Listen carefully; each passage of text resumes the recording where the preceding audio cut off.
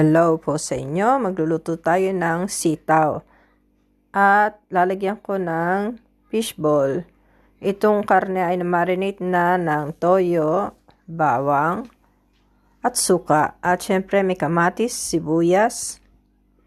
At may bawang na ako. Nasa bote nga lang. Ayan, nasa tabi niya. Naginiling ng nakahanda. Lalagyan ko rin ng suka. At syempre may kasama yung Sprite, hindi ko lang naipakita. Igigisa ko na itong bawang, sibuyas, kamatis.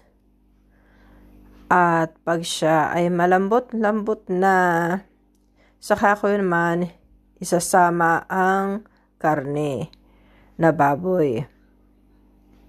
And then, itong sitaw. Alam niyo ba sa English ang sitaw, ang tawag ay yard long bean. Yan ang pangalan niya sa English. Ngayon, lalagyan ko na ng Sprite or 7-Up kung wala kayong Sprite. At syempre, may natirang marinate na toyo, nilagyan ko na rin. At yan, nilagyan ko siya ng bay leaf. At saka ko sinama ang fishball.